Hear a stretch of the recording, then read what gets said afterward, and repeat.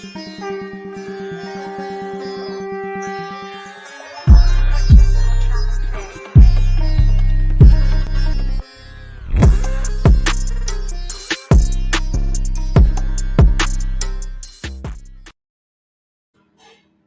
द्वीपे ही भरत खंडे आर्यावर्ते भारतवर्षे। जम्बू टॉक्स देखने वाले हमारे सभी दर्शकों का बहुत स्वागत अभिनंदन। मैं हूं आपके साथ निधीश गोयल, करता हूं आप सभी का यथोचित अभिवादन।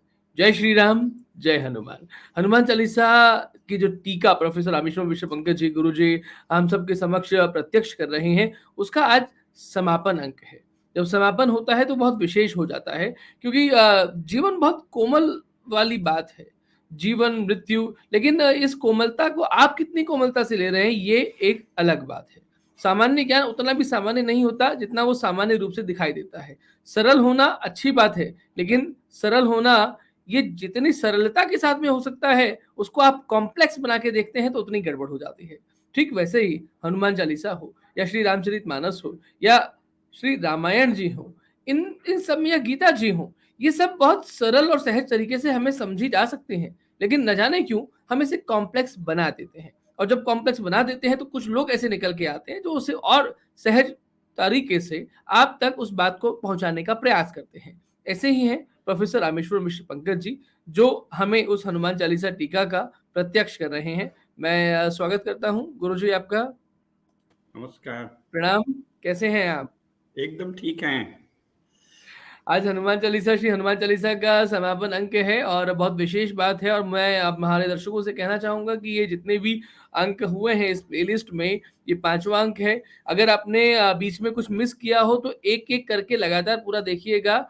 हनुमान चालीसा में जो अंत में जो 7 बार पाठ कर कोई होता है, सब उसको अलग अलग तरीके से अर्थ निकालते हैं। कोई 7 बार निकालता है, कोई 100 बार निकालता है, कोई ये भी कहता है कि नींबू का सत जैसा सत है ना, वो निचोड़ के रख दिया तो हमें हनुमान चालीसा समझ में आ गई। ये सब आपके ऊपर निर्भर है कि आप उससे कैसे ले रहे हैं, आप उसको किस भाव से ले रहे हैं। लेकिन इस 5 बार हनुमान चालीसा में एक तरीके से क्षितिजल पावक गगन समीरा, ये पांचों उसमें आ गए हैं। आपको इसे समझना चाहिए और मेरे सभी दर्शकों से निवेदन रहेगा, जम्बू टॉक्स को सब्सक्राइब करें, वीडियो को लाइक और शेयर करें, इन बातों को अधिकाधिक लोगों तक पहुंचाएं। और आप अगर अब तक भी हमारे प्रबुद्ध सदस्य नहीं बने हैं तो कम से कम इस पूर्णाहुति पर जितने लोग देख रहे हैं, आप सभी से निवेदन है, एक एक व्यक्ति से निवेदन है, आप हमारे प्रबुद्ध सदस्य बने। यह हमारे आगे की योजनाओं के लिए बहुत आवश्यक है। गुरु जी नमस्कार। सभी दर्शकों श्रोताओं से अनुरोध है, जो निधीश जी ने कहा है, आपने ये धर्म सत्संग किया है, श्री हनुमान जी की महिमा सुनी है। ये स्वयं में एक धार्मिक कार्य है, आध्यात्मिक कार्य है, इसलिए इसकी दक्षिणा तो बनती है। तो और दक्षिणा यही है कि आप जम्बू टॉक्स के प्रबुद्ध सदस्य तो अवश्य बन जाएं, जिसकी सामर्थ्य हो वो संरक्षक सदस्य भी बने। देखिए, शास्त्र यदि आप मानते हैं तो ब्राह्मणों से कुछ भी मुफ्त में नहीं लेना चाहिए, नहीं तो उससे दोष पड़ता है ना। तो इसके बहुत से उदाहरण हैं, अभी हम उस पर आपको विस्तार से नहीं जाते क्योंकि अपना विषय अलग है। लेकिन ब्राह्मण से कुछ भी ग्रहण करें तो उसके एवज में कुछ देना अनिवार्य होता है। तो आपने ये जो कथा सुनी है, इसके एवज में कम से कम प्रबुद्ध सदस्य बनना, ये हमारी दक्षिणा है। आप लोग अवश्य दीजिए, जितने लोग सुन रहे हैं और सुनेंगे उनको कम से कम प्रबुद्ध सदस्य जम्बू टॉक्स बनना चाहिए। ये कर्तव्य है, ये परंपरा सम्मत है, ये हमारी दक्षिणा है। अब दक्षिणा देने के बाद ही फल मिलता है, ये ध्यान रहे। तो आप सुनेंगे वो आपको भूल जाएगा कुछ दिनों में। तो ये हम प्रेम से भी कह रहे हैं, लेकिन ये गंभीर बात भी है। अब ये समापन सत्र है। समापन सत्र इसलिए कि बहुत विस्तार से न जाके हमने संक्षेप में 5 व्याख्यानों में इसको समेट दिया, इसकी मूल बातों को। बाकी तो पांडित्य प्रदर्शन करते जाओ तो एक एक पंक्ति में कई कई दिन आदमी बोलता रहे, लेकिन वो वाग वैखरी शब्द झरी शास्त्र व्याख्यान कौशलम, ऐसा शास्त्रों में कहा है, वो उसका कोई अर्थ नहीं होता। शंकराचार्य जी का श्लोक है, वाग वैखरी शब्द झरी शास्त्र व्याख्यान कौशलम वैदुष्यम विदुषाम तद्वत भुक्तये न तो भुक्तये। तो वो एक प्रकार का भोग है, बौद्धिक भोग है ना। अगर बहुत ज्यादा पांडित्य प्रदर्शन करके खींचते जाओ, जैसे कुछ लोग कर रहे हैं कि नहीं इसमें ये फलानी चौपाई ऐसी है, ढिकानी ऐसी है, नुक्ताचीन। तो वो नुक्ताचीन तो गमे दिल होता है ना, जी, ठीक नुक्ताचीन। बात है। एग्ज़ैक्टली। जो लोग ज़्यादा नुक्ताचीन कर रहे हैं वो गमे दिल हैं, उनके दिल में कोई गम है, गम गलत कर रहे हैं, क्योंकि ये शास्त्र जो है और अध्यात्म जो है वो गम गलत करने की चीज़ नहीं है। बिल्कुल। यश पाने की भी चीज़ नहीं है, यश की ज़्यादा भूख भी गम गलत करना ही है। ये तो पवित्र मन से, श्रद्धा से, सीधे देवता का ध्यान करते हुए जप करने की चीज़ है। तो हनुमान चालीसा, जैसा मैंने प्रारंभ में ही कहा, एक मंत्र है, इसका श्रद्धा से जप करना चाहिए। श्रद्धा से जप करने पर और निरंतर अर्थ का मनन करने पर देवता प्रकाशित होते हैं। हनुमान जी आप पर निश्चय ही कृपा करेंगे। आपने अधिक श्रद्धा से अधिक समय तक किया तो वो आपको दर्शन भी देंगे, आपको अनुभूति देंगे। कई स्तरों की अनुभूतियाँ हुआ करती हैं। ये मैं अपने अनुभव के आधार पर भी कह रहा हूँ, तो इसको कोई साधारण बात नहीं माने। हनुमान चालीसा का पाठ करने से ऊर्ध्वारोहण होता है, यात्रा दिव्य होती है, बहुत सी अनुभूतियाँ होती है। जितनी आपकी श्रद्धा, जितनी आपकी साधना, वैसा फल मिलता है, पर फल अवश्यंभावी है। आपकी पात्रता और आपकी साधना के अनुसार फल अवश्य मिलेगा। तो इसलिए इसको श्रद्धा से पढ़िए।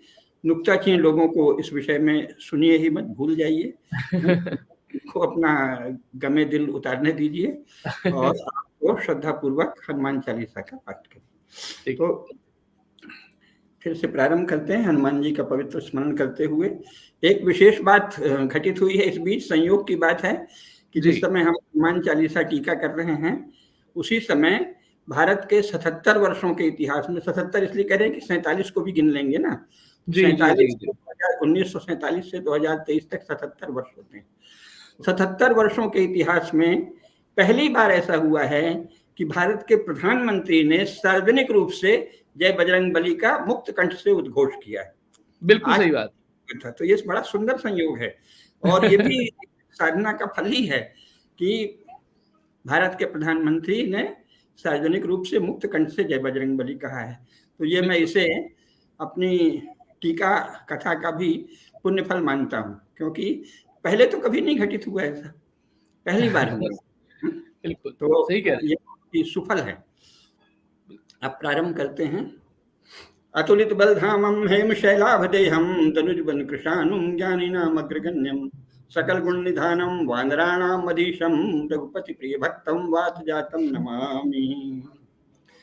मनोजवं मारुतुल्य वेगं जितेन्द्रियं बुद्धिमतां वरिष्ठं वातात्मजं वानरयूथ मुख्यं श्री रामदूतं शरणं प्रपद्ये। जो चौपाई बची थी वहां से शुरू करते हैं। अष्ट सिद्धि नव निधि के दाता, अस्पर दीन जानकी माता, राम रसायन तुम्हारे पासा, सदा रहो रघुपति के दासा। तुम्हारे भजन राम को पावे, जन्म जन्म के दुख बिसरावे, अंत काल रघुवर पुर जाई, और देवता चित्त न धरई, से ही सर्व संकट कटे मिटे सब पीरा। जय जय जय हनुमान गोसाई, कृपा कर गुरुदेव की नाई, जय सतबार पाठ कर जोई, जो यह पढ़े हनुमान चालीसा, होय सिद्ध की गौरी सा। तुलसीदास सदा हरि चेरा, की जय नाथ कहे महडेरा। पवन तनय संकट हरण, मंगल मूर्ति रूप, राम लखन सीता सहित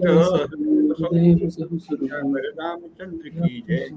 पवन सुत हनुमान की जय, गोस्वामी तुलसीदास की जय, सुनो भाई सब संतन की जय। मित्रों, अब जो शेष अंश था इसका सरल अर्थ तो सब लोग जानते ही हैं। तो गोस्वामी तुलसीदास जी इनकी जो विशेषता बताते हैं इन अंतिम 10 चौपाइयों में, उसमें 2 विशेषताओं का हमने अलग से उल्लेख किया है। अष्ट सिद्धि नवनिधि के दाता, और दूसरा है कि राम रसायन तुम्हारे पासा। अष्ट सिद्धि मिले, नवनिधि मिले, ये आशीर्वाद उनको जगत जननी सीता माता ने दिया है ना। और उनके पास राम रसायन सदा ही रहता है, क्योंकि वो राम रसायन तुम्हारे पास है। क्यों है? क्योंकि वे सदा रहु रघुपति के दासा। ये भी सीता माता का आशीर्वाद है ना, कि तुम राम प्रिय हो, हे तात तुम भगवान राम के प्रिय हो, और करें सदा रघुनायक छोहु, रघुनायक श्री रामचंद्र जी तुम पर छोह करें। स्नेह करें, ये कहा है ना। छोह तो जैसे संतान पे किया जाता है, प्रिय शिष्य पर किया जाता है। देखिए स्वयं सीता माता के शब्दों में भी ये स्पष्ट कर दिया है। उन्होंने क्या कहा है, करहीं सदा रघुनायक छोहू, तुम पर रघुनायक सदा छोह करें। छोह पुत्रवत, शिशुवत, शिष्यवत, वही छोह होता है। तो उन्होंने कहा कि रघुनायक सदा तुम पर छोह करें। ये जगत जननी सीता माता का आशीर्वाद है। वही जगत जननी जिनके लिए स्वयं तुलसीदास जी ने क्या वर्णन किया है, जनक सुता जग जननी जानकी, अतिशय प्रिय करुणा निधान की, है ना। तिनके या ताके दोनों उल्लेख हैं, हम तो तिनके ही कहते हैं। जनक सुता जग जननी जानकी, अतिशय प्रिय करुणा निधान की, ताके जुगपद कमल मनावहूं, जासु कृपा निर्मल मति पावहूं। तिनके जुगपद कमल मनावहूं, जासु कृपा निर्मल मति पावहूं। माता जानकी के चरण कमलों का जो भी ध्यान करता है उसकी बुद्धि निर्मल हो जाती है, पवित्र हो जाती है। वे करुणा निधान भगवान श्री रामचंद्र जी की अतिशय प्रिय हैं, परम प्रिय। इसलिए जो नास्तिक और जड़मति लोग इस पर विवाद उठाते हैं कि सीता निर्वासन कैसे हुआ और राम ऐसे थे, राम वैसे थे, उनसे कभी भी कुतर्क नहीं करना चाहिए। उनकी, क्योंकि शास्त्र में क्या कहा है, स्वयं मानस में क्या कहा है, हरिहर निंदा सुनई जो काना, पाप होय गो घात समाना। काटियता सुजीभ जो बसाई, आंख मुंह दिनत चलिए पराई। तो इस बहस में कभी नहीं उसने कह दिया तुलसीदास ने ये कहा है और आप लगे जवाब देने, नहीं, सदा चुप रहना चाहिए। जब मौका हो तो उसे चोट देनी चाहिए, जैसी शक्ति हो, जैसी परिस्थिति हो, जैसा संभव हो वैसी चोट देनी चाहिए। आप वोट की भी चोट दे सकते हैं, समाज में तिरस्कार और बहिष्कार की भी चोट दे सकते हैं, तो उसे चोट देना चाहिए। और जब तक चोट देने की स्थिति नहीं हो तो चुप रहना चाहिए, उसकी ओर से मुंह फेर लेना चाहिए। आंख मुंह दिन तक चलिए पराई, दूसरी तरफ चले जाइए, वहां से हट जाइए। इतने नीच गए गुजरे घृणित पापिष्ठ व्यक्ति से कभी भी बहस नहीं करनी चाहिए। बहस तो बराबरी वालों से होती है ना, सदा बराबरी वाले से ही बहस करनी चाहिए। अगर आप उससे बहस करने लगे तो आप तो उस नास्तिक के समकक्ष हो गए, तो कभी भी बहस नहीं करनी चाहिए। तो सीता माता ने क्या किया है, अष्ट सिद्धि नवनिधि के दाता, असबर दीन जानकी माता। जानकी माता ने वर दिया कि तुमको 8 सिद्धियां मिलें और 9 निधियां मिलें। 8 सिद्धियों पर तो सर्वसम्मति है, सभी जानते हैं। 9 निधि को लेकर कई बार बहुत भ्रम हो जाता है। देखिए श्री हनुमान जी का निरंतर जप करने से बहुत तरह की सिद्धियां प्राप्त होती हैं। एक तो सबसे पहले सभी रोगों का नाश हो जाता है, सब प्रकार की पीड़ाओं का शमन हो जाता है। तो जप क्या है, जप है योग सूत्र में जैसे कहा, तज्जपस तदर्थ भावनम। जप करे और अर्थ का भावन करे, याद करे। अतुलित बलधामम हेम शैलावदेयम धनुजवन कृशानुम ज्ञानिनाम अग्रगण्यम। अगर आप हनुमान जी के इन अर्थों का मनन नहीं करेंगे तो आपको फल नहीं मिलेगा, है ना। तज्जपस तदर्थ भावनम, अर्थ भावना क्या है, अतुलित बलधामम हेम शैलावदेयम तनुजवन कृशानुम ज्ञानिनाम अग्रगण्यम सकल गुण निधानम। ऐसे हैं हनुमान जी। जितना ही इसका ध्यान करेंगे उतना ही उनका प्रसाद आपको प्राप्त होगा। जिस मंत्र का जप करें, जिन देवता के लिए जप करें, उनके अर्थ की भावना से ही सिद्धि होती है। इसलिए ये दास वाला जो आजकल चल गया है कि हनुमान जी तो बस दासता के सुंदर दृष्टांत हैं सेवा भाव के, ये तो शास्त्र सम्मत नहीं है। इसलिए आप दास और सेवक के रूप में उनका स्मरण मत करिए। राम काज के लिए आए हैं, उनका अंश हैं, उनसे अभिन्न हैं, उनका सहज अंश हैं और महाबलवान हैं, महाबुद्धिमान हैं, महागुणवान हैं। और उनका मुख्य प्रयोजन है असुर निकंदन, धनुज वन कृशानु। धनुज रूपी वन जो फैला है चारों तरफ, अगर अधर्म का विस्तार जहां है उसके लिए भयंकर आग की तरह। हनुमान जी के इन गुणों का स्मरण करने से ही वो प्रसन्न होंगे, क्योंकि शास्त्रों में यही गुण उनका वर्णन है, वाल्मीकि रामायण से लेके रामचरितमानस तक।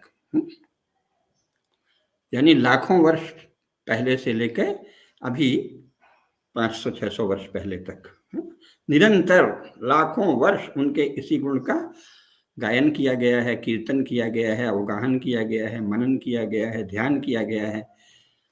तो ये ध्यान रखिए, वाल्मीकि जी से लेके अर्थात लाखों वर्ष पूर्व से अभी 16वीं शताब्दी ईस्वी तक तुलसीदास जी के समय तक लगातार यही वर्णन किया गया। और उसके बाद भी कवियों ने, जो वास्तव में कवि भक्त हैं, जो तत्व को जानने वाले कवि हैं, उन्होंने यही वर्णन किया है। अन्य लोग अपनी श्रद्धा के अनुसार कुछ कर दिए हैं तो वो कोई दोष नहीं है, लेकिन आपको उनके गुण का सम्यक ध्यान करने से अधिक जल्दी फल मिलेगा, शक्ति मिलेगी, सिद्धि मिलेगी। ध्यान रखना चाहिए, है ना। क्योंकि कहा है कि प्रारंभिक स्तर के जो साधक हैं उनके लिए मंत्र का जप और अर्थ की भावना तथा अर्थ सहित देवता के स्वरूप का ध्यान एक साथ नहीं हो पाता प्रायः, ये कहते हैं ना। तो उसमें क्या करना चाहिए? उसमें कहा है कि पहले स्वाध्याय करें, यानी पहले हनुमान चालीसा आप पढ़ें और अन्य सामग्री पढ़ें, स्वाध्याय करें और फिर क्या करें? ध्यान करें, और ध्यान के बल पर और ध्यान से प्राप्त दृष्टि के बल पर पुनः स्वाध्याय करें, है ना। इससे तभी देवता प्रकाशित होते हैं। स्वाध्याय करें, फिर ध्यान और जप करें, ध्यान के द्वारा प्राप्त दृष्टि पर, ज्योति पर पुनः और उसका प्रयोग करके ध्यान करें और फिर जप करें। तो स्वाध्याय से और मंत्र जप से इष्ट सिद्धि होती है, तो तब देवता प्रकाशित होते हैं। इसलिए हनुमान चालीसा का नियमित पाठ आवश्यक है। इसके साथ ही अन्य ग्रंथों के द्वारा शेष समय में भी हनुमान जी के स्वरूप का, जब भी समय मिले, हनुमान जी के स्वरूप का चिंतन करें और उन सब अर्थों की भावना करते हुए ध्यान करें, तो हनुमान जी प्रकाशित होंगे, उनका प्रसाद मिलेगा, वो प्रसाद देंगे। प्रसाद क्या है? अपने स्वरूप को साधक के समक्ष प्रकाशित कर देना, यही देवता का प्रसाद है। तो हनुमान जी अपने अर्थ को, अपने बोध को, अपने रहस्य को, अपने स्वरूप को आपके समक्ष प्रकाशित कर देंगे। तब आप निर्भय हो जाएंगे, तब आप बहुत ही अधिक बल का, मानसिक बल, बुद्धि बल का और निर्भयता का अनुभव करेंगे, शक्ति का अनुभव करेंगे।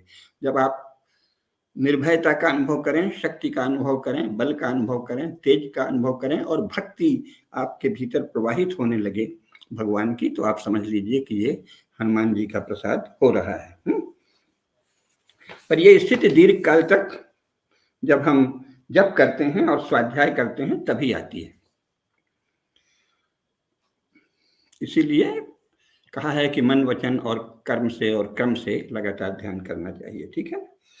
अब क्या है कि अष्ट सिद्धि नवनिधि के दाता, लेकिन इसके पहले भी कुछ और चीजें ध्यान करना आवश्यक है ना।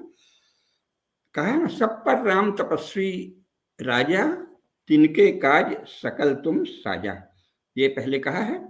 तो ये क्या है? भगवान श्री राम त्रैलोक्य के अधिपति हैं, हम सभी जानते हैं, और सर्वोच्च तपस्वी। ये सदा ध्यान रखना चाहिए कि राम रूप में, और वैसे भी देवताओं को भी कहा है, हमारे यहाँ जो वैदिक वर्णन है उसमें भी यही है कि आकाश मानो साधना कर रहा है, ध्यान कर रहा है। ध्यायतीव पृथ्वी, ध्यायतीव द्यौः, है ना, द्यौः अंतरिक्ष, पृथ्वी, ये सब मानो ध्यान कर रहे हैं, मानो साधना कर रहे हैं, तप कर रहे हैं। जो निरंतर स्वधर्म पालन में कष्ट सहन करे वही तप है। तपः द्वंद्व सहनम, लक्ष्य के लिए, स्वधर्म पालन के लिए द्वंद्व का, सुख दुख, जय पराजय, ऊंच नीच, अनुकूल प्रतिकूल, इन सब घातों प्रतिघातों को सहन करना, यही तप है। तो भगवान राम भी, कोई भी राजा जो है वो तपस्वी होता है, फिर भगवान राम तो सर्वोच्च राजा है, तो वो महातपस्वी। धर्म पूर्वक राज्य करने वाले सभी राजा हमारे यहाँ तपस्वी और महात्मा ही कहे गए हैं शास्त्रों में, क्योंकि राज्य पद सरल नहीं है, बहुत कठिन है। कैसे कठिन है? एक तो राजा को इतिहास, वेद, न्याय और वार्ता, चाणक्य ने भी कहा है ना, त्रयी विद्या आन्वीक्षिकी और वार्ता, तीनों का ज्ञान होना चाहिए। इसका क्या अर्थ होता है? देश के समस्त उद्योगों का, शिल्प रूपों का, व्यापार, वाणिज्य, कृषि, गौरक्षा सहित सभी प्रकार के जितने विषय हैं, शिल्प हैं, व्यवसाय हैं, कौशल हैं, इन सब का, इनके आधारभूत शास्त्रों का ज्ञान हर राजा को होना चाहिए। और साथ ही शास्त्रों का ज्ञान, शास्त्रों के संचालन विषयक ज्ञान, ये भी आवश्यक होते हैं। और जो आपके द्वारा शासित क्षेत्र है, जो अपना राज्य है, उसकी समस्त परंपराओं का ज्ञान रखना राजा के लिए आवश्यक है। क्योंकि धर्म पूर्वक प्रजा का पालन ही महान राजधर्म है। और धर्म पूर्वक प्रजा का पालन तभी हो पाएगा जब आप जाने कि जो हमारी प्रजा है उसका धर्म क्या है, उसकी परंपराएं क्या हैं, उसकी रीतियां क्या है, उसकी प्रथाएं क्या है, उसकी मान्यताएं क्या हैं। उनमें से धर्म सम्मत जो मान्यताएं हैं, प्रथाएं हैं, रूढ़ियां हैं, रीति हैं, रिवाज हैं, उनका संरक्षण कीजिए, तभी धर्म प्रवाहित होगा। ये नहीं कि आपको कुछ भी झक चढ़ी, हमारी पार्टी का फलाना घोषणा पत्र है और हमारी पार्टी ने ये घोषणा की है इसलिए हम ये कानून बनाएंगे। इसको राजधर्म नहीं कहते, इसको तो मनमानापन कहते हैं, अधर्म कहते हैं, धर्म से च्युति कहते हैं। वर्तमान राज्य में जो चला है वो वस्तुतः हमारे शास्त्रों के अनुसार धर्म नहीं है। आप अपने मन से कोई कानून नहीं बना सकते। जिस क्षेत्र में आप शासन कर रहे हैं, विशेषकर भारतवर्ष में जिस क्षेत्र में आप शासन कर रहे हैं, वहाँ की जो प्रजा है उसकी जो श्रेष्ठ परंपराएं हैं, सनातन धर्म की श्रेष्ठ परंपराओं, रूढ़ियों, रीतियों और रिवाजों सबका संरक्षण करना। धर्म में जितनी भी रूढ़ियां हैं, धर्म में जो भी रीतियां हैं, धर्म में जो भी प्रथाएं हैं, धर्म में जो भी परंपराएं हैं, उनकी रक्षा करना राजा का सर्वोपरि कर्तव्य है। ये बहुत प्राचीन काल से है। महाभारत में पितामह भीष्म ने महाराज युधिष्ठिर को यही उपदेश दिया है और वहां भी यही कहा है कि राजधर्म की भारतवर्ष में यही प्रशस्त परंपरा है, अत्यंत प्राचीन काल से। यानी महाभारत हुआ 5200 वर्ष पहले और उस समय वो कह रहे हैं कि ये अत्यंत प्राचीन काल से चली आई हुई प्रशस्त परंपरा है, यही राजधर्म है कि सनातन धर्म की परंपराओं का ज्ञान प्राप्त कर प्रजा में उसका पालन करना सुनिश्चित करें। फिर वो बताते हैं, ब्रह्म वेत्ताओं में श्रेष्ठ अंगिरा ऋषि हैं, उनके पुत्र उतथ्य ने युवनाश्व के पुत्र चक्रवर्ती मानधाता को उपदेश दिया था। चक्रवर्ती मानधाता कौन है? अत्यंत प्राचीन काल से उनका वर्णन है कि यावद उदेति सूर्यम यावद्यात अस्ताचलम तत्सर्वम यौवनाश्वस्य मानधातु क्षेत्र मुच्यते। यावद उदयति सूर्यम, जब से जहां से सूर्य उदित होते हैं उदयाचल से, यावन्यात्यश्चाचलम, और जहां वो अस्ताचल को प्राप्त होते हैं वह समस्त क्षेत्र मानधाता, तत्सर्वम यौवनाश्वस्य मानधातु क्षेत्र मुच्यते। चक्रवर्ती सम्राट थे मानधाता। तो मानधाता से अंगिरा पुत्र उतथ्य ने क्या कहा? धर्माय राजा भवति न काम करणाय तू। हे राजा, काम करना, अपनी कामनाओं की पूर्ति के लिए आप राजा नहीं हैं। कोई भी राजा जो वस्तुतः राजा होना चाहता है, राजा का यश, राजा का पुण्य प्राप्त करना चाहता है, वो धर्म के लिए ही राजा होता है। धर्माय राजा भवति न काम करणाय तू मानधाता जाति राजा लोकस्य रक्षिता। हे मानधाता, यह जानो कि राजा वही है जो लोक का रक्षक हो, लोक का, जिससे लोक रक्षित रहे। राजा चरति चेत धर्मम देवत्वायैव कल्पते। अगर राजा राजधर्म का पालन करता है और अपने संपूर्ण राज्य में धर्म की रक्षा करता है तो वो देवत्व को प्राप्त होता है। और न सचेत धर्मम चरति न चेत धर्मम चरति नरकायैव गच्छति। अगर वह धर्म के अनुसार नहीं चलता, अधर्म, सचेत अधर्मम चरति, सचा यदि अधर्म की ओर चलता है, वह अधर्म का पालन करता है तो वो नरक में जाता है। ये महाभारत के शांति पर्व में राजधर्मानुशासन पर्व है, उसके अध्याय 90 में श्लोक 3, 4 और 5। धर्मे तिष्ठन्ति भूतानि धर्मो राजानि तिष्ठति तम राजा साधु यः शास्ति स राजा पृथ्वीपति। ये कहा, जो धर्म के अनुसार चलता है वही राजा पृथ्वीपति है, वही प्रशंसनीय होता है, उसी राजा को साधु कहा जाता है।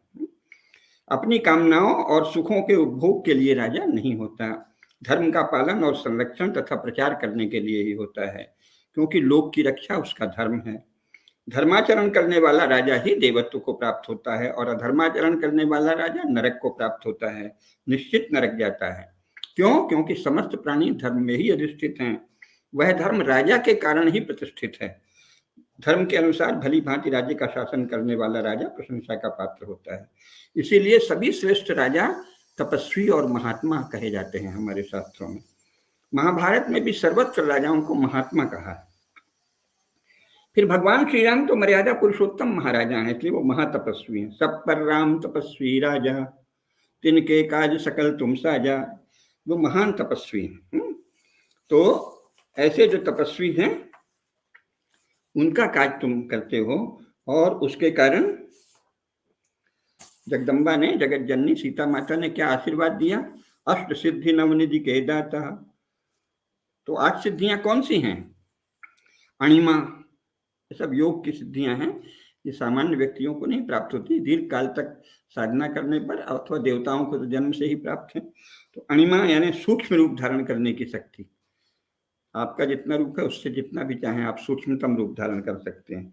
लघिमा, शरीर को भारहीन कर देने की शक्ति। महिमा अर्थात रूप का विस्तार करने की शक्ति। प्राप्ति अर्थात कोई भी इच्छित वस्तु जो चाहे वो पा लेने की शक्ति और उसकी सामर्थ्य। प्राकाम्य अर्थात बिना किसी अवरोध के कामना पूर्ति की सामर्थ्य। और वशित्व अर्थात समस्त जगत को, 5 महाभूतों को और उनसे निर्मित सभी पदार्थों को वश में करने की सामर्थ्य। ईशित्व अर्थात संपूर्ण ऐश्वर्य का स्वामित्व। और यत्र कामावसायित्व अर्थात जो भी संकल्प मन में आए उसकी पूर्ति हो जाए, ऐसा सामर्थ्य। ये 8 सिद्धियां हैं, अणिमा, लघिमा, महिमा, प्राकाम्य, वशित्व, ईशित्व और यत्र कामावसायित्व। ठीक है, तो ये 8 सिद्धियां हनुमान जी को प्राप्त हैं। और फिर 9 निधियां हैं। 9 निधियां प्रायः लोग कुबेर की निधियां गिना देते हैं। कुबेर की निधियां भी शास्त्रों में वर्णित हैं। वो हैं कि पद्म, महापद्म, नील, मुकुंद, नंद, मकर, कच्छप, शंख, खर्व। पर ये कुबेर की 9 निधियां हैं। हनुमान जी के संदर्भ में ये निधियों की बात नहीं है। उनको निधि इस तरह से चाहिए ही नहीं। तो वहां क्या है? अष्ट सिद्धि नवनिधि के दाता में हनुमान जी की जो 9 निधियां हैं, महायोगी हनुमान जी की जो 9 निधियां हैं, वो क्या है? रूप, लावण्य, बल, वज्र संघननत्व जो कि योग में बना, और मनोजवित्व शरीर का वेग मन के समतुल्य होना। वज्र संघननत्व अर्थात शरीर के प्रत्येक अंग में वज्र जैसी दृढ़ता और पुष्टि। मनोजवित्व यानी शरीर का वेग मन के समतुल्य होना। विकरण भाव यानी बिना शरीर के ही कार्य करने की शक्ति और भीतरी तथा दूरस्थ अर्थों को जान लेना। प्रधान जय अर्थात प्रकृति का पूर्ण नियंत्रण। सर्वभावाधिष्ठातृत्व, सर्व भावों का अधिष्ठातृत्व और सर्वज्ञातृत्व अर्थात समस्त भावों का स्वामित्व और अतीत, वर्तमान और अनागत के विषय में पूर्ण यथार्थ ज्ञान। ये हैं योगी की 9 सिद्धियां। वो जो कुबेर वाली 9 सिद्धियां हैं प्रायः लोग उनको गिना देते हैं कि 9 निधि के दाता। तो इस तरह से वो तो निधि एक ही है हनुमान जी की दृष्टि से। आपको जितनी चाहिए, जितना आपकी पात्रता है, आपके पुण्य कर्मों और प्रारब्ध के अनुसार, उसके अनुसार समृद्धि दे दी, निधि हो गई। वो तो कोई, वो उसमें 9 निधि नहीं है। ये 9 निधि ये हैं। हनुमान जी जब प्रसन्न होते हैं तो इस प्रकार की शक्तियां देते हैं, है ना। 9 निधियां, रूप निखरता है हनुमान के भक्त का, ये जानना चाहिए।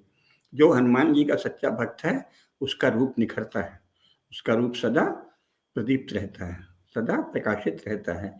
उसके चेहरे में कोई मलिनता नहीं आती है, उत्फुल्लता रहती है और लावण्य रहता है और बल रहता है भीतर से, और वज्र संघननत्व रहता है और मनोजवित्व रहता है। शरीर में बहुत ही वेग से मन के समतुल्य होने तक की शक्ति आ जाती है जितनी आपकी साधना हो। और विकिरण भाव रहता है और प्रधान जय रहता है। सर्वभावाधिष्ठातत्व और सर्वज्ञातत्व, जितना अधिक साधना होती जाए उसके हिसाब से ये मिलते हैं। तो ये हैं 9 सिद्धियां। वस्तुतः ये योग की सिद्धियां हैं और हनुमान जी महायोगी हैं, तो इसलिए कुबेर वाली 9 निधियां यहाँ नहीं गिनना चाहिए। महावीर महायोगी हनुमान जी की जो 9 सिद्धियां हैं वो योगी की सिद्धियां हैं। कुबेर वाली निधि तो इनमें से एक सिद्धि का अंग मात्र है।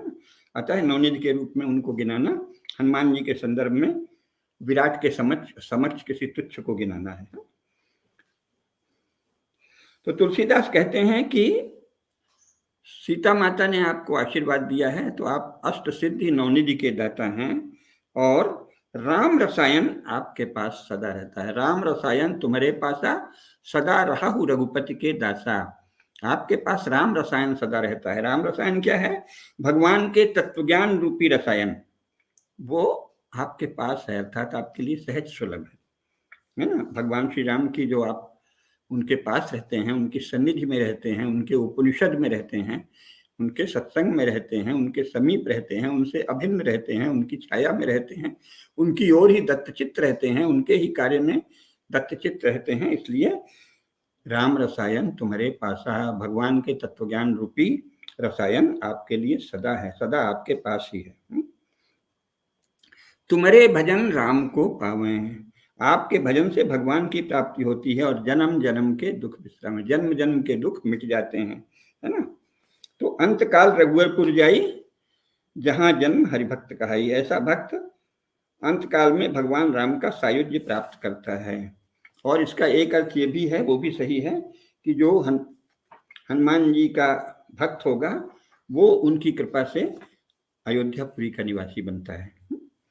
वो मानसिक भी अयोध्यापुरी हो सकती है और अगले जन्म में वो कहीं भी अभी हो तो अगले जन्म में उसका अयोध्या में जन्म हो, इसकी भी पूरी संभावना है कि उसका अगला जन्म भगवान के भक्त के रूप में ही होगा, क्योंकि उसकी सभी कामनाएं संपन्न और शांत हो चुकी होती हैं। तुमरे भजन राम को पावे, जन्म जन्म के दुख विश्रामे, अंतकाल रघुवरपुर जाई, जहां जन्म हरिभक्त कहाई। तो इस प्रकार सभी मिल गया तो कहते हैं और देवता चित्त न धरई, हनुमत सेई सर्व सुख करई। ये वैसे भी हमारे यहाँ परंपरा है कि जिस देवता की स्तुति करें उस समय यही कहें कि यही उपास्य हैं, क्योंकि वस्तुतः सभी देवता परम सत्ता से अभिन्न हैं, ब्रह्म से अभिन्न हैं। तो वस्तुतः देवताओं में कोई तात्विक भेद नहीं है, ये बार बार जानना चाहिए। अगर आप सनातन धर्म का पालन कर रहे हैं, अगर आप सनातन धर्म के अनुयायी हैं, आपने सनातन धर्म का अवलंबन किया है, तो इस सनातन तत्व को अवश्य जानिए कि ये सभी देवता चिन्मय शक्तियां हैं। आपके संज्ञान के लिए, आपके बुद्धि स्तर के अनुरूप थोड़ा बोध आप में प्रकाशित हो, आप देख सकें, क्योंकि पहले तो स्थूल से ही सूक्ष्म की ओर जाते हैं, तो सामान्य व्यक्ति अधिक सूक्ष्म तत्व को नहीं समझ पाता। ये सत्य है। आजकल इतना मानववाद और इतना अहंकार चला है कि सुनने में लोगों को बुरा लगेगा, पर सत्य ये है कि सूक्ष्म तत्वों में सामान्यतः मनुष्य की गति नहीं होती, ये सत्य है। इसके योगी लोग कहते हैं आप साधना करें तो आपको दिख जाएगा। आप जहाँ बैठे हैं, मैं जहाँ बैठा हूँ, वहीं अनंत सत्ताएं ऐसी समय चारों तरफ में दिव्य शक्तियां हैं, तो क्या आपको दिख रही हैं? तो सूक्ष्म चीजें नहीं दिखती। हम बात कर रहे हैं भोपाल में बैठकर, आप दूर दूर कहीं बैठे सुन रहे हैं, तो ये जो ध्वनि की तरंगें जा रही हैं वो आपको दिख रही हैं? नहीं दिख रही, लेकिन आपको सुनाई पड़ रही हैं। दिव्य शक्तियां तो इससे भी सूक्ष्म होती हैं। तो दिव्य शक्तियां साधना के बाद, विशेष सामर्थ्य आने के बाद दिखा करती हैं, सामान्यतः नहीं दिखती, पर वो हैं।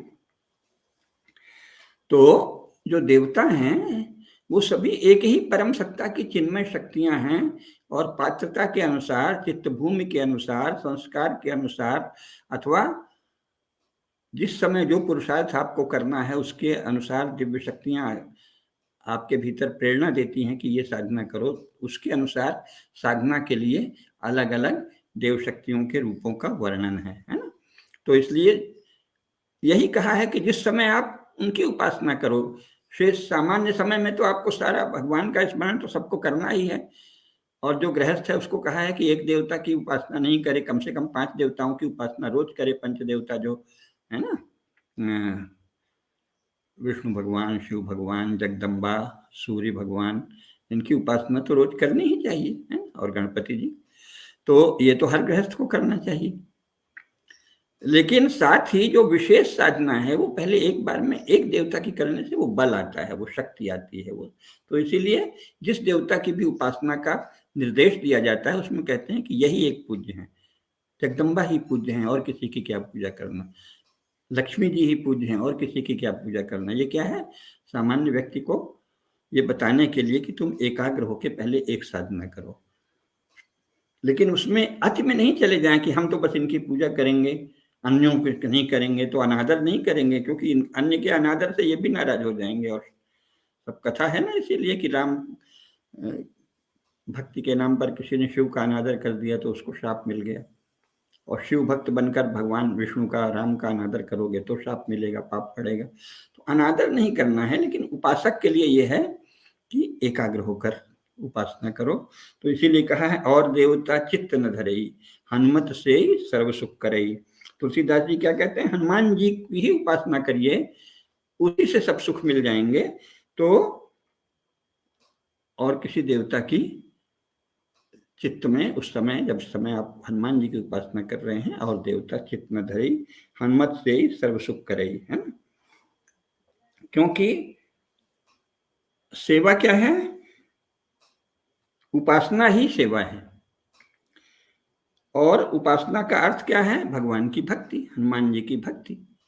तो हनुमत से ही सर्व सुख करई, हनुमान जी की सेवा करिए। तो क्या है, सेवा का वास्तविक अर्थ है भक्ति, उपासना। उपासना का भी वही है, तो सन्निधि में, यानी अधिक से अधिक उनका ध्यान, उनको अपने एकदम अंतरंग के रूप में अनुभव करना, स्वयं को उनके निकट अनुभव करना, सन्निधि में, सानिध्य में, अत्यंत निकट, फिर धीरे धीरे आत्मीय, आत्मवत। तो ये सेवा है, उपासना ही सेवा है। और इसका फल क्या है, भक्ति। अगर आप में भक्ति का संचार होने लगा, उनका ध्यान करते करते, स्मरण करते करते, कीर्तन करते करते, गायन करते करते, आप इतने भाव में आ गए कि आपको लगा कि वो मेरे भीतर हैं और चारों ओर वही हैं, तो भक्ति जो है यही सेवा है। हनुमत से ही सर्व सुख करे, हनुमान जी की सेवा करके सभी सुख मिलेंगे। सेवा का अर्थ है उपासना, और उसका परिणाम है भक्ति। हनुमान जी की जब आप सेवा करेंगे, यानी उनको अपने निकट अनुभव करेंगे, दिन रात अधिक से अधिक समय आप उनका सामीप्य अनुभव करेंगे। कहीं भी आप हैं तो लगेगा हनुमान जी हमारे साथ हैं, हनुमान जी हमारे एकदम भीतर हैं, बाहर हैं, चारों तरफ हैं, वो हमारी रक्षा कर रहे हैं, हमारे साथ चल रहे हैं, हमारे साथ ही हैं। तो यह है उपासना, सेवा। हनुमत से ही सर्व सुख करई, और देवता चित्त न धरई, हनुमत से ही सर्व सुख करई। संकट कटे मिटे सब पीरा, जो सुमिरै हनुमत बल बीरा। ये आ गया, है ना। इसके बाद महात्म्य कथन है। महात्म्य कथन क्या है कि यह सतबार पाठ कर जोई, छूटे ही बंदी महासुख होई। ये भी अनुभूत सत्य है। यदि आप नियमित रूप से श्रद्धा पूर्वक कम से कम 100 बार हनुमान चालीसा का पाठ कर लेते हैं, तो इससे बहुत ही विशेष फल प्राप्त होता है। यह 100 बार पाठ कर जोई, 100 बार जो इसका पाठ करता है, 100 बार पाठ करने का, तल्लीनता से 100 बार पाठ करने का अर्थ है वो आपके भीतर बस जाएगा। सामान्य समय में भी वो आपके भीतर चलता रहेगा, या उनका ध्यान चलता रहेगा, गूंजती रहेगी उसकी पंक्तियां, उनका अर्थ, उनका प्रकाश, उनका प्रसाद। तो आप तन्मय हो जाएंगे। जब तन्मय हो जाएंगे तो बहुत से लाभ प्राप्त होंगे, दिव्य लाभ, आध्यात्मिक लाभ, गुणों का लाभ, प्रकाश, ज्ञान। तो क्या है, जो यह पढ़े हनुमान चालीसा, यह 100 बार पाठ कर जोई, छूटे ही बंदी महासुख होई। 100 बार पाठ करने पर जो भी आपके चित्त को बांधने वाले बंधन हैं, राग के, द्वेष के, ईर्ष्या के, कलह के, क्लेश के, लिप्साओं के, लालसाओं के, वो छूट जाते हैं, शिथिल हो जाते हैं। चित्त प्रसाद हो जाता है, चित्त सरल हो जाता है, रिजु हो जाता है, रिजु, ज्यादा इच्छाएं नहीं बचती। सबसे बड़ा प्रसाद यही है कि इच्छाएं न्यूनतम हो जाएं, जो कर्तव्य करने के लिए आवश्यक है वही कर इच्छा बचे। दिन भर लिप्सा, बच्चों की तरह, बच्चों में तो रहना उचित है क्योंकि वो बढ़ती उम्र है, लेकिन बड़ों में ये जो तरह तरह की लालसाएं और इच्छाएं हैं, ये अधिक आयु में भी आपको एक अविकसित बच्चा बना देती हैं। तो आप उसमें जब यह 100 बार पाठ कर जोई, 100 बार पाठ करते हैं तो विकसित हो जाते हैं। आपका चित्त विकसित हो जाता है, आपका मन विकसित हो जाता है, आप क्षुद्र लिप्साओं और लालसाओं से ऊपर उठ जाते हैं। तो छूटी ही बंदी, तो उससे क्या होता है, महासुख होई। प्रसादे सर्व दुखानां हानिरस्योपजायते, प्रसन्न चेत सोह्याशु बुद्धि पर्यवतिष्ठते। भगवान ने गीता में क्या कहा है ना, प्रसादे सर्व दुखानां हानिरस्योपजायते। जब मन में प्रसाद हो जाएगा तो सभी दुखों की हानि हो जाएगी। प्रसन्न चेत सोह्याशु बुद्धि पर्यवतिष्ठते। जब आपका चित्त प्रसन्न हो जाएगा, प्रसन्न का अर्थ है पवित्र, रिजु, सरल। ये नहीं कि किसी क्षुद्र लालसा की पूर्ति से खिल रहे हैं, विभोर हुए जा रहे हैं, जैसे कि पता नहीं क्या पा लिया है, उसको प्रसन्नता नहीं कहते। निर्मल प्रसन्नता, सहज प्रसन्नता, स्वच्छ प्रसन्नता, पवित्र प्रसन्नता। तो प्रसन्न चेत सोह्याशु बुद्धि पर्यवतिष्ठते, तभी आपकी बुद्धि प्रकाशित होगी, निर्मल होगी, वो दृष्टा को देखेगी, वो परमात्मा की झलक पाएगी। तो यहाँ क्या कहा है, यह शतबार पाठ कर जोई, छूटी ही बंदी महासुख होई, जो यह पढ़े हनुमान चालीसा, होए सिद्ध साखी गौरी सा। ये भी अक्षर से सत्य है। यदि आप निरंतर श्रद्धा से, तन्मयता से, तल्लीनता से हनुमान चालीसा का पाठ करेंगे तो सिद्धि निश्चित है। सिद्धि जब प्राप्त होने लगे, जो साधक हैं उनके लिए चेतावनी दे रहा हूं, तो उसकी रक्षा भी निश्चित आवश्यक है। रक्षा नहीं करेंगे, सिद्धि का दुरुपयोग होगा तो सिद्धि चली जाएगी। बहुतों के जीवन में ऐसा होता है कि सिद्धि आती है, फिर वो उसके प्रति प्रमाद बरतते हैं तो सिद्धि चली जाती है। जैसे कुछ लोगों को अचानक सिद्धि आती है कि जो उन्होंने कहा वो हो गया, वाणी की सिद्धि, लेकिन वो असावधानी में कुछ भी कह देते हैं। कुछ कह दिया तो वो एक दो चीजें घटित हो गई, तो आपने कर्मफल में हस्तक्षेप कर दिया, तो फिर वो सिद्धि, आपकी शक्ति खत्म हो जाएगी, सिद्धि चली जाएगी, है ना। तो जब सिद्धि का अनुभव हो तब आपको थोड़ा गंभीर होना चाहिए, संभल कर बोलना चाहिए, प्रमाद नहीं करना चाहिए, है ना। उसके लिए उदाहरण देते हैं कि वो तो एक तरह से आपके भीतर मानो गर्भ आ गया है माता की तरह। माताओं के जब गर्भकाल आता है तो उनको अनुभव होता है कि शिशु मेरे भीतर है, तो कितना संभाल के रखती हैं, ये खाऊंगी, ये नहीं खाऊंगी, नहीं इसको चोट नहीं लग जाए। बच्चा भीतर है पेट के, फिर भी ध्यान रखती हैं, ये खाना है, ये नहीं खाना, ये इससे नुकसान होगा, मेरा मन तो हो रहा है लेकिन उसको नुकसान होगा, है ना। संभाल के रखना, ज़्यादा तेज से दौड़ूंगी भी नहीं, ज़्यादा झुकूंगी भी नहीं। तो ये क्या है, इसी प्रकार जब आपको सिद्धि, पहली बार सिद्धि प्राप्त होती है तो संभल के रहना होता है। जो बहुत से सिद्ध पुरुष हैं वो प्रायः अपने शरीर को ढक लेते हैं, क्योंकि उनके संपूर्ण प्रभा मंडल में इतनी शक्ति आती है, किसी अपात्र को छू दिए तो उसका तो भला हो गया, लेकिन शक्ति चली गई, तो सिद्धि को संभालना भी पड़ता है। तो जब आप उस स्तर तक पहुंच जाएं तो स्वयं आपके भीतर ज्ञान भी आएगा। तो जो यह पढ़े हनुमान चालीसा, होए सिद्ध साखी गौरी सा, ये इसकी पराकाष्ठा है। तो फिर तुलसीदास जी कहते हैं, इसके पहले जो आया, जय जय जय हनुमान गोसाई, कृपा करहु गुरुदेव की नाई, है ना, वो बहुत महत्वपूर्ण है ना। वो बहुत ही आतुर भाव से, बहुत ही विनय से, बहुत ही श्रद्धा से प्रार्थना करते हैं, जय जय जय हनुमान गोसाई, कृपा करहु गुरुदेव की नाई। हे हनुमान गोसाई, हे गोस्वामी, हे स्वामी हनुमान जी, महावीर स्वामी, हम पर गुरुवत कृपा कीजिए। आप हमारे गुरु हैं और गुरु की जैसी कृपा करते हैं। शिष्य से कोई दोष भी हो जाए, कोई त्रुटि भी हो जाए, कोई कमी भी रह जाए तो क्षमा करते हैं, लेकिन क्षमा का अर्थ ये नहीं है कि उसको प्रमाद होने देते हैं। उसको सावधान करते हैं, समझाते हैं, अनुशासन में लाते हैं कि नहीं तुमने ये कर दिया, कोई बात नहीं, इसका ये प्रायश्चित, अगर बड़ी त्रुटि हो गई तो ये प्रायश्चित है, ये करो और आगे साधना को ऐसे जारी रखो, अपने क्रम को ऐसे जारी रखो। तो गुरु की जो कृपा है वो अनुशासन पूर्वक होती है। आपसे दोष हो गया, छोटा दोष हो गया, तो गुरु अपनी इच्छा मात्र से उसे क्षमा कर सकते हैं, वो दोष दूर हो जाएगा। बड़ा दोष होगा तो आपको प्रायश्चित बताएंगे कि ये प्रायश्चित करिए, क्योंकि दोष तो हो ही गया है।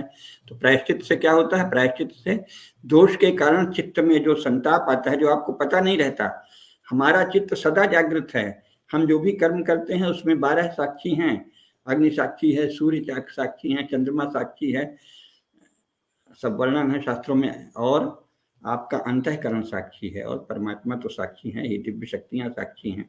तो जब आप कोई गलत काम करते हैं तो ये सब साक्षी देखते हैं, आपका आत्मा भी देखता है, और आपके चित्त में उसका कहीं एक संताप भर देता है।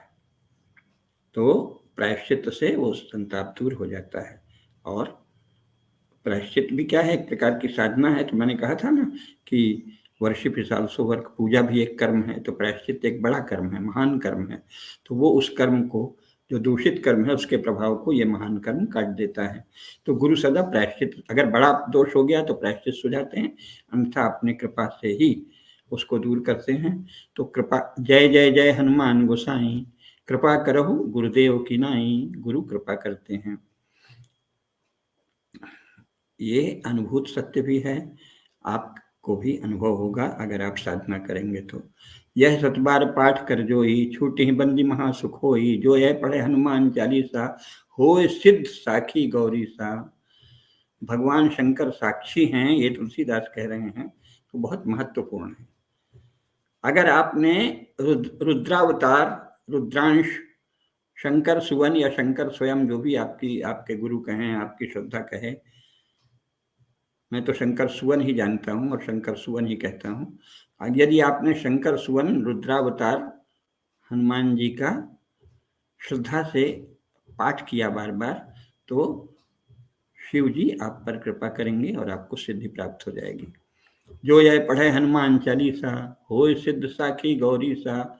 गौरीशा, गौरीपति भगवान शंकर इस बात के साक्षी रहेंगे कि आपको सिद्धि प्राप्त हो जाए, क्योंकि आपने उनके अंशावतार का, उनके सुवन का, उनके अंश का अनुशीलन किया है, अनुधावन किया है, अनुध्यान किया है, अनुस्मरण किया है, अनुकीर्तन किया है, तो वो उनका ही कीर्तन है। तो उससे भगवान शिव ये देखते हैं कि सिद्धि प्राप्त हो जाए साधक को। तो जो यह पढ़े हनुमान चालीसा, होय सिद्ध साखी गौरी सा। शंकर भगवान इसका साक्षी हैं इसके। ये तुलसीदास जी को अनुभव हुआ था। इतना बड़ा महाकवि, इतना बड़ा भक्त, इतना बड़ा साधक, इतना बड़ा सिद्ध पुरुष यूं ही नहीं कहेगा। तो गौरीश भगवान शंकर इस बात के साक्षी हैं कि अगर आप श्रद्धा से हनुमान चालीसा नियमित पाठ करेंगे तो सबसे पहले तो आपका चित्त ऋजु हो जाएगा, निरर्थक क्षुद्रताओं के, लिप्साओं के, लालसाओं के बंधन हट जाएंगे, सरल प्रसन्न हो जाएगा, प्रसाद आपको मिल जाएगा, चित्त प्रसन्न हो जाएगा, बुद्धि निर्मल हो जाएगी। और फिर भी आप उपासना करते रहेंगे, सेवा करते रहेंगे, जप करते रहेंगे, हनुमान चालीसा का पाठ करते रहेंगे, हनुमान जी का ध्यान करते रहेंगे, महावीर स्वामी का स्मरण, कीर्तन, गायन और ध्यान करते रहेंगे, तो आपको सिद्धियां मिल जाएंगी। जो यह पढ़े हनुमान चालीसा, होय सिद्ध साखी गौरी सा। और इसके बाद तुलसीदास कहते हैं, तुलसीदास सदा हरिचेरा।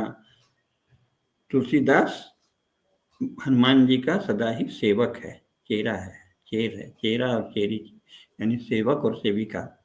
तो मैं तो हनुमान जी का सेवक हूँ और उनसे प्रार्थना करते हैं कि जय नाथ हृदय महडेरा।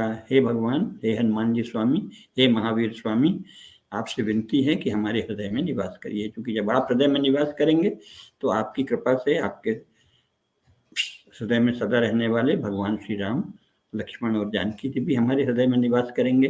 हमारा हृदय सदा पवित्रता से भर जाएगा, सात्विकता से भर जाएगा, ऊर्जा से भर जाएगा, प्रकाश से भर जाएगा, दीप्ति से भर जाएगा और अभूतपूर्व ओज और बल से भर जाएगा, ज्ञान से भर जाएगा और उसके द्वारा आप उन्नति करते जाएंगे।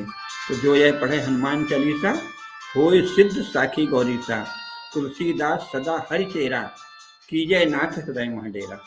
और इसके बाद समापन है दोहे का, पवन तनय संकट हरण मंगल मूर्ति रूप, राम लखन सीता सहित हृदय बसल सुरभूप। हे देवताओं के राजा, हे महाराज हनुमान जी स्वामी, हे पवन पुत्र, आप संकट हरण हैं, आप सभी संकटों का हरण करते हैं, आप मंगल मूर्ति हैं, आप हमारे हृदय में राम, लक्ष्मण और सीता जी सहित बसिए। पवन तनय संकट हरण मंगल मूर्ति रूप, राम लखन सीता सहित हृदय बसव सुरभूप।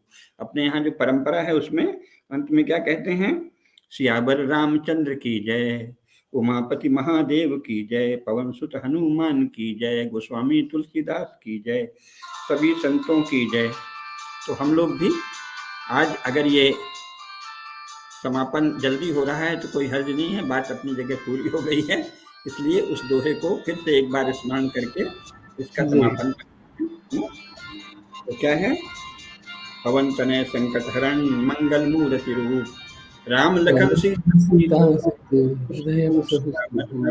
की जय। पवन सुत हनुमान की जय, उमापति महादेव की जय, गोस्वामी तुलसीदास की जय, सभी संतों की जय। नमः पार्वती पतये, हर हर महादेव। महादेव। हर हर महादेव। जय श्री राम, जय हनुमान। श्री हनुमान चालीसा टीका का समापन अंक हुआ है। ये बहुत शुद्धता की बात है और आपने बहुत सहजता के साथ में मुझे नहीं पता कि किस तरीके से व्यक्ति में इतनी सहजता आती है, लेकिन आप जब भी कोई बात कहते हैं तो उसमें रस भी होता है, उसमें प्रेम भी होता है, उसमें कभी कभी थोड़ी ताड़ना भी होती है, उसमें कभी कभी व्यंग्य भी आता है। तो बहुत सारे रस जो है वो एक साथ आपकी वाणी में आ जाते हैं और शायद ये आपने इसीलिए ये सब चीजें अनुभव की हैं, क्योंकि आपने जो कहा कि 100 बार हनुमान चालीसा आप करोगे तो वो आपके अंदर चलती रहेगी। आप भोजन बनाएंगे तो थोड़ी हनुमान चालीसा उसके अंदर डाल देंगे, आप स्नान कर रहे होंगे, आप कर्म कर रहे होंगे तो भी हर जगह हनुमान चालीसा, हर जगह भजन जो है वो जाता रहेगा। तो इस बात को, इस भाव को हमें समझना चाहिए। और रही बात हनुमान चालीसा को समझने की, तो इन 5 अंकों में जो हमारे दर्शक हैं, जिन्होंने इसे पूरी तन्मयता के साथ में, पूरी एकाग्रता के साथ में, भाव के साथ में सुना है, उन्हें ये बहुत अच्छे तरीके से समझ में आएगी। और फिर भी अगर आपके प्रश्न रहते हैं तो कमेंट बॉक्स में लिखिएगा अवश्य। और अगर आप हमारे प्रबुद्ध सदस्य हैं तो गुरु जी के साथ में आप सीधा कम्युनिकेशन कर पा रहे होंगे, आगे भी कर पाएंगे, क्योंकि वो आपकी कक्षाएं भी ले रहे हैं और उन क्लासेस के माध्यम से भी आप उन प्रश्नों का समाधान डायरेक्टली फेस टू फेस पा सकते हैं, 1 to 1 पा सकते हैं। तो ये एक बड़ी अच्छी चीज़ है। इसलिए मैं एक बार फिर से आपसे कहूंगा कि अगर आप अब तक हमारे प्रबुद्ध सदस्य नहीं बने तो कृपया इसे बने, और ये एक बड़ी आवश्यकता है हमारे लिए भी, और इस मुहिम को, इस अभियान को आगे बढ़ाने के लिए। इसी के साथ में नमस्ते करता हूँ। गुरु जी प्रणाम, बहुत धन्यवाद आपका। पहले श्रीमद् भगवत गीता के 18 अंक हुए थे, अभी हम लोगों ने श्री हनुमान चालीसा के 5 अंक किए हैं। मुझे नहीं पता कि आगे हम क्या करने वाले हैं, लेकिन हाँ, कभी पराधीन नहीं रहा भारत, ये एक श्रृंखला शुरुआत हुई थी, उसका एक ही कड़ी प्रसारित हो पाई थी। अब हम उसको पूरा आगे लेके जाने वाले हैं। कभी पराधीन नहीं रहा भारत, ये निरंतर जाएगा। नमस्ते, जय श्री राम, बजरंग बली, जय बजरंग बली। अब तो प्रधानमंत्री जी ने भी कहा है, जय बजरंग बली, जय बजरंग बली। जय गुरु जी।